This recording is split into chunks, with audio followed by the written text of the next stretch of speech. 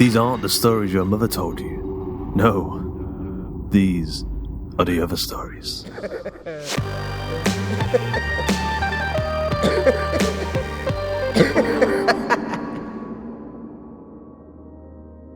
If you've got a podcast, a small business, or even an evil brotherhood of dastardly dentists, did you know that you can advertise it here on The Other Stories?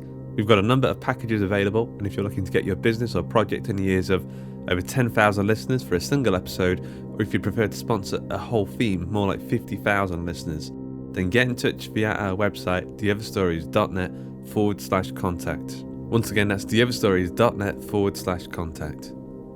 Today's episode of The Other Stories is The Post, written by Jesse Krenzel and narrated by Persephone Rose.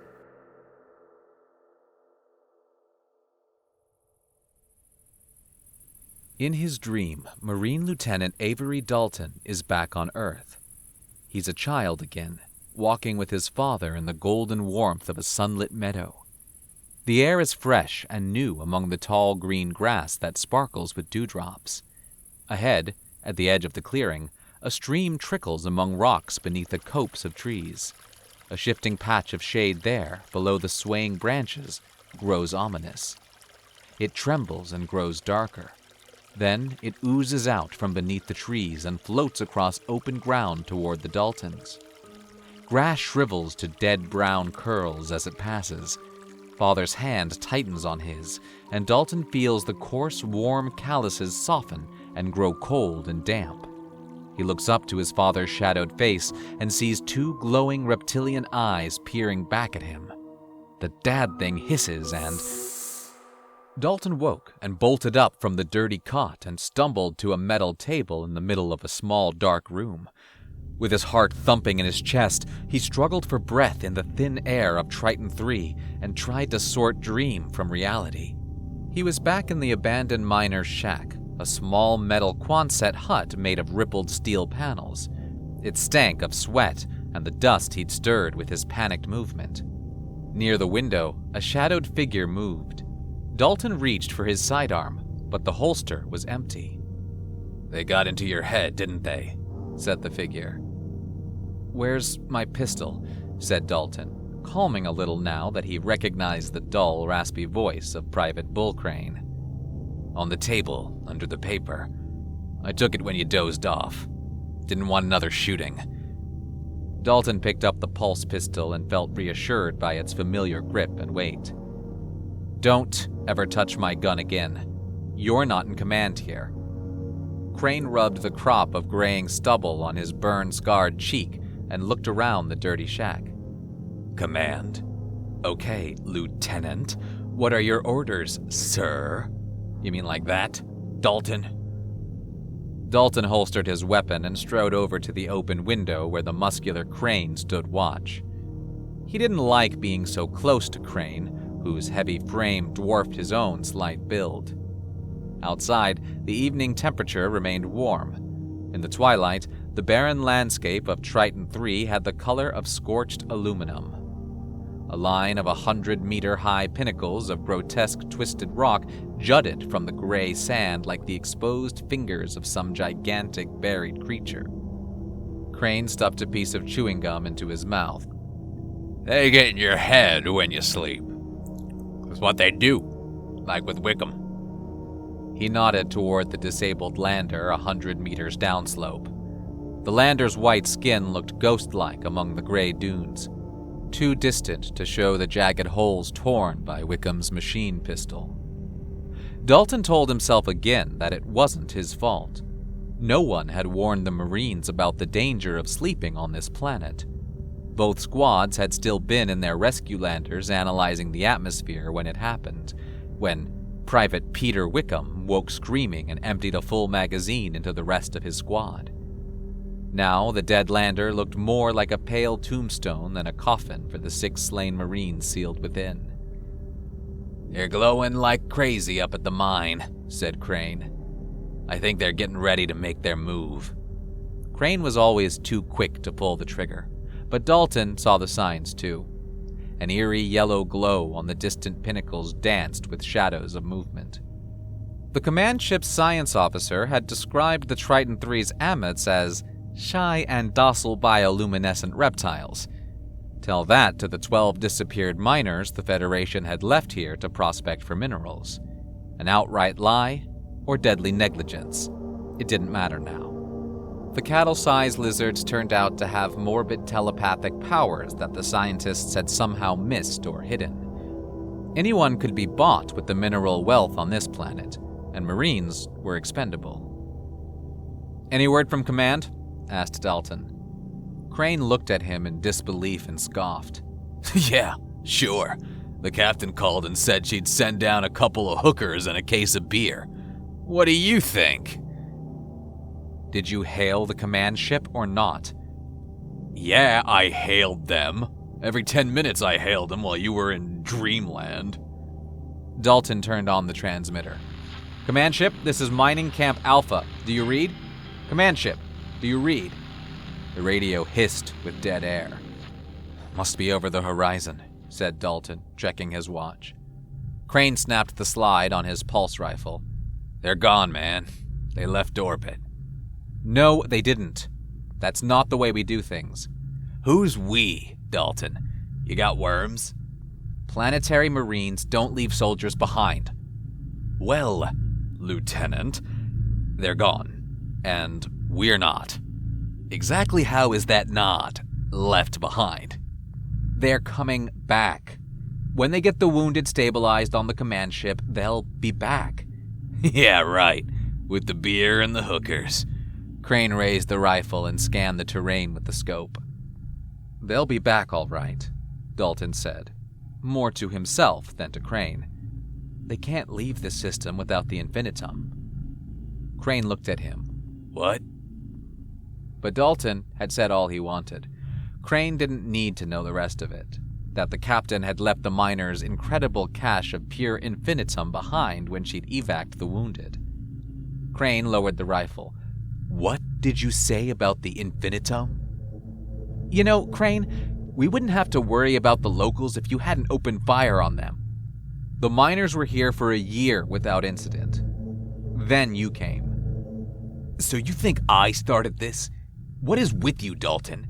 How many people have to die before you get it? Those miners didn't just evaporate, the lizards ate them. And when we got here, they went into Wickham's head and made him kill his own with some kind of alien mindfuck. And they're out there, those slimy things crawling around in the rocks, all yellow and shining." Dalton looked at him. "You don't know what happened to the miners. You're no scientist or judge or general to decide who lives or dies." "Hey, I might not be the sharpest knife in the armory, but I know my job. We came for the infinitum. Mission accomplished. So quit whining about a few bleeding glow sticks." Crane stiffened and raised the rifle to his cheek. "Movement on the right." He pointed to a pinnacle 50 meters away. 3 of them. They're going for high ground. I can take them out." No more shooting unless we're attacked. Let's not piss them off anymore." Crane glanced at him. "If they come in force, it's all over, you know." "So what? You want to surrender? Want to walk out there and tell those things you're sorry for slaughtering their welcome committee?" "No, I want a perimeter that I can defend, not this." Crane kicked the wall of the shelter, denting the thin metal with the toe of his boot. Dalton struggled to find his command voice. "This is our post, Private. This is what we defend." "They'll tear the place apart," said Crane. He pointed out the window. "We could climb that peak over there, right to the top. If they come at us, it'll be 1 or 2 at a time. We could pick them off easy like a video game. Pop, pop," he said, gesturing with his fingers that bordered the trail to the mine. "I think they're coming." The rock formations grew brighter, shimmering against the gray-black twilight with the movement of more unfocused shadows. Dalton thought he heard them, 1,000 whispers and hisses in the back of his head that sounded like radio static. Crane shouldered his rifle and aimed it out the window. "Oh man, they are definitely coming. We gotta get to the peak now. Dalton, you hear me? We can't go. What? We can't carry the infinitum up the peak, and we can't leave it. Crane looked confused. What infinitum? Dalton pointed at the footlocker under the table. Crane looked down at it. You think the captain left 50 kilos of pure infinitum behind with a screw-up like you? Dalton returned to the table. You didn't need to know. Outside, the night air filled with the sound of movement. 1,000 clawed feet picked their way through the rocks and sand. Dalton switched on the transmitter and locked it. In fact, you don't know anything, Private Crane, except for killing. We're going to defend the infinitum. Here. He imagined Senator James Dalton listening to an archived recording of this audio months from now, realizing how wrong he'd been about his son. Crane turned on him. Come on, Dalton. Think about it. Lander 1 was damaged on landing, right?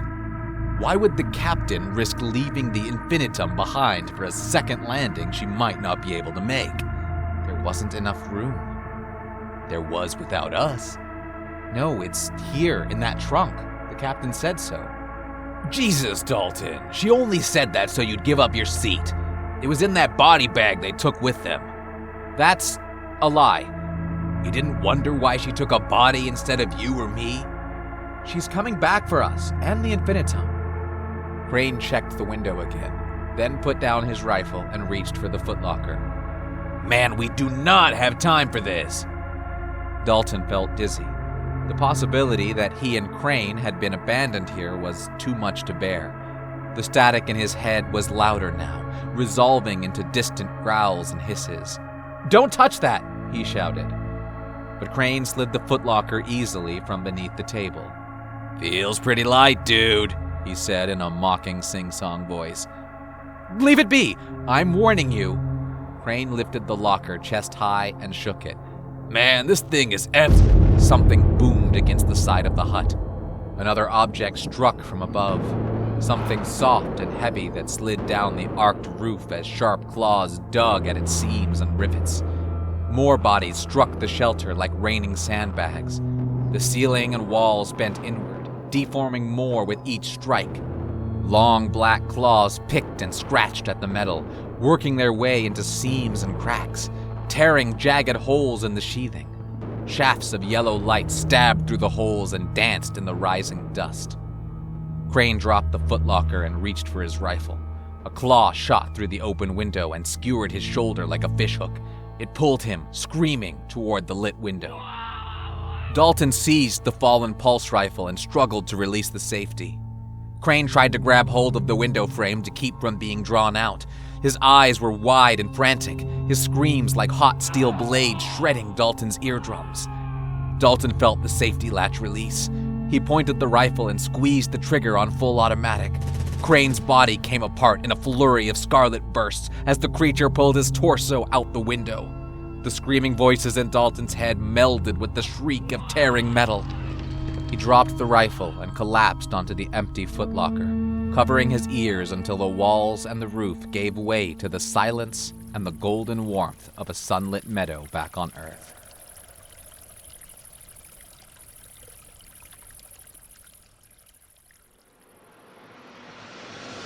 I hope you enjoyed today's episode of The Other Stories. The post was written by Jesse Krenzel, narrated by Persephone Rose, edited by Duncan Muggleton, with music by Mayu and Tom Robson, and sound effects provided by freesound.org. The episode illustration provided by Luke Spooner of Carry On House. Persephone Rose plans to live long enough with the help of cybernetic augmentations to travel to the stars and make extraterrestrial friends. When she isn't performing satanic rituals, she scrapes by as a writer and voice actor of things that are not always for the faint of heart. A quick note on the story. The post was previously published in the Santa Barbara Literary Journal, number 3 in 2019, so be sure to check that out. We're currently on the hunt for new stories to tell, so if you're a writer and you've got a laptop, keyboard, computer, and fingers, then get in touch over at theotherstories.net/submissions. There you can check out our themes and submission guidelines. We're looking for stories under the themes of video games, cults, surgery, superheroes, Victorian England, and metamorphosis. Once again, that's theotherstories.net/submissions. If you enjoyed today's episode, you can help support the show over at patreon.com/Hawk and Cleaver. You can join our book club, movie club, and writing exercises over at facebook.com/groups/Hawk and Cleaver.